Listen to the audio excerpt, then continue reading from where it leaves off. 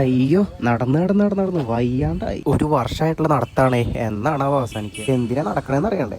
പറഞ്ഞു തരാം. അതിന് നിങ്ങൾ ആദ്യം കേരള PSC നടത്തുന്ന എക്സാം എഴുതണം. ഏതെങ്കിലും എക്സാം എഴുതിയ പോരാ, അതിൽ LP ടീച്ചർ അസിസ്റ്റന്റ് എന്ന് പറയുന്ന എക്സാം തന്നെ എഴുതണം. അതിൽ ഏറ്റവും ടോപ്പ് റാങ്ക് തന്നെ മേടിക്കണം. മാക്സിമം 1ാം റാങ്ക് തന്നെ മേടിക്കണം. എന്നിട്ട് പിന്നെ DD ഓഫീസിൽ വിട്ടാ ചോദിക്കേണ്ടത്, എന്താണ് സാറേ ഒഴിവുണ്ടായിട്ടും നിയമനം നടത്താത്തത്? ഞങ്ങളുടെ 1ാം റാങ്കുകാരനെങ്കിലും ഈ ജോലി കിട്ടുമോ എന്നും കൂടി ചോദിക്കണം. അപ്പോൾ അവർ പറയും, ഒഴിവുണ്ടെങ്കിലും നിങ്ങൾക്ക് തരാൻ പറ്റത്തില്ല, ഞങ്ങൾക്ക് അതോടെ കുറച്ച് കാര്യങ്ങൾ ചെയ്യാനുള്ളതാണ്. അങ്ങനെ കേൾക്കുമ്പോൾ നിങ്ങൾ മാനസികമായിട്ട് തളരും. പക്ഷെ തളരരുത് രാമകുട്ടി. ഇപ്പോൾ നിങ്ങളുടെ MLA മാരെയും മന്ത്രിമാരെയും കണ്ടിട്ട് മാക്സിമം നിങ്ങളുടെ കാര്യങ്ങൾ പറയുക.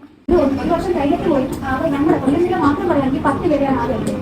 കഴിഞ്ഞ വർഷം ഇതേ സമയം 200 പേരോട് എടുത്ത സമയം ആ 200 പേരെ എടുത്ത സ്ഥാനത്ത് 10 പേരാണ് വ്യത്യാസം. ഒരു നിയമനം നടക്കാത്ത ജില്ലകളുണ്ട്, കോഴിക്കോട്, പാലക്കാട്, അങ്ങനെയുള്ള ജില്ലകളുണ്ട്. പിന്നെ ചുരുക്കം ജില്ല നടക്കുന്നത് ടീച്ചർമാർ ഇല്ലാത്ത കുറച്ച് ജില്ലകൾ മാത്രം, പത്തനംതിട്ട, തൃശ്ശൂർ, ഇതിന്റെ ഒന്നും എന്തെങ്കിലും നടക്കുന്നത്. കൊല്ലം ജില്ല ഭയങ്കര ശോചനീയാവസ്ഥയാണ്. അപ്പം നമ്മൾ പറഞ്ഞിട്ട് വെച്ചാൽ ടീച്ചർമാർ ഉള്ള സ്കൂളുകളുണ്ട്, റേഷ്യോ 1:1 എണ്ണിക്കഴിഞ്ഞ കളക്ടറേറ്റ് എനിക്ക് ചെറുതാക്കുവാണെങ്കിൽ ഒന്നാമേ നിലനിർത്താം. അവർ നിലനിൽക്കുവാണെങ്കിൽ ഞങ്ങളുടെ ചെറുപ്പത്ത് കൊടുക്കത്തില്ല. കൊടുക്കുന്നവർ ഞങ്ങൾക്ക് സെൻസ് കിട്ടുന്നില്ല. ഈ പ്രോസസ് മാത്രം നടക്കുവാണ്. അധ്യാപകരെ സെലക്ട് നമ്മൾ പറഞ്ഞു. ഞങ്ങളെ പരിഗണിക്കാൻ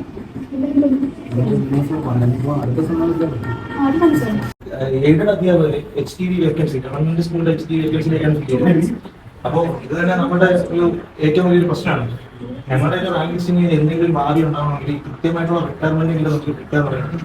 അതിനാകെയുള്ള ഒരു വഴി ഈ ഡിവിഷൻ ഫോണിൽ കൺട്രോൾ ചെയ്യാറുണ്ട്. കുട്ടികൾ വളരെ നല്ല കുറവാണ്. ഞങ്ങൾ വരെ ഇറങ്ങിയാണ് കുട്ടികളെ പഠിക്കുന്നത്, എന്നിട്ട് പോലും ഇത് കൺട്രോൾ ചെയ്യാൻ അവസ്ഥയാണ്. അങ്ങനെ അവസാനം നിയമസഭ വരെ എത്തി. അടുക്കളയിൽ നിന്നും പാർലമെന്റിലേക്ക് എന്നുള്ള കേട്ടിട്ടില്ലേ? അതേപോലെ PSC ലിസ്റ്റിൽ നിന്നും നിയമസഭയിലേക്ക്.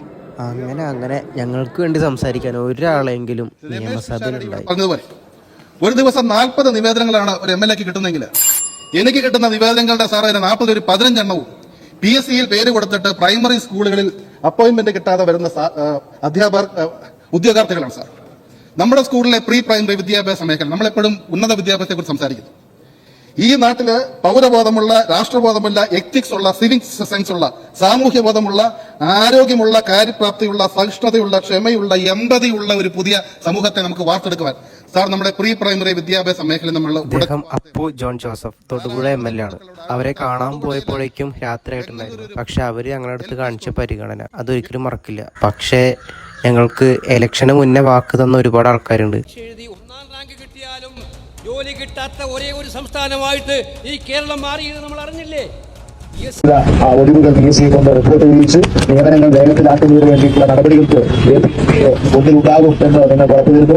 അതോടൊപ്പം തന്നെ അധ്യാപക വിദ്യാർത്ഥി അനുപാതം അത് 1:25 1:30 ആക്കാൻ വേണ്ടി UDFന്റെ പ്രകടന പത്രികയിൽ ഉൾപ്പെടുത്തുന്നതിന് വേണ്ടി APSPയെ ശക്തമായ സമ്മർദ്ദം ചെലുത്തും എന്ന് വീണ്ടും നിങ്ങൾക്ക് ഉറപ്പുവരികയാണ്.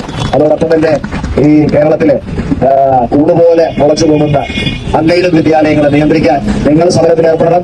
ഞങ്ങളും നിങ്ങളുടെ കൂടെ സമരത്തിൽ ഉണ്ടാകും. അതിനെതിരായ നിയമനിർമ്മാണങ്ങൾ UDFന്റെ ഭാഗത്ത് ഉണ്ടാക്കാൻ വേണ്ടിയിട്ടുള്ള ശ്രമങ്ങൾ നടത്തും. അതോടൊപ്പം HM പോസ്റ്റ്, HMമാർക്ക് ഒരുപാട് ജോലി തിരക്കിനിടയിൽ ക്ലാസ് ചാർജ് എടുക്കാൻ പ്രയാസമാണ്. കേരളത്തിലെ LP UP വിദ്യാലയങ്ങളിൽ HMമാരെ ക്ലാസ് ചാർജിൽ നിന്ന് മാറ്റി അവിടെ തസ്തിക സൃഷ്ടിച്ച് നിങ്ങളെ അവിടെ നിയമിക്കുവാനുള്ള നടപടികൾക്ക് APSPയെ നിർദ്ദേശം നൽകും എന്ന് കൂടി അറിയിക്കുകയാണ്. ഒപ്പം നിങ്ങളുടെ സമരത്തിനോടൊപ്പം ചേർന്നുകൊണ്ട് ഇപ്പൊ തന്നെ എത്രയും പെട്ടെന്ന് ഈ ജൂൺ 6th വർക്കിംഗ് ഡേയിൽ തന്നെ സ്റ്റാഫ് ഫിക്സേഷൻ നടത്തി ജൂലൈ 15-നകം തസ്തിക വെച്ച് ഒഴിവുള്ള തസ്തികകളിലേക്ക് നിങ്ങളെ നിയമിക്കുവാനുള്ള പോരാട്ടങ്ങൾക്ക് APSP നിങ്ങളോടൊപ്പം ഉണ്ടാകും എന്ന് കൂടി ഉറപ്പു നൽകുന്നു.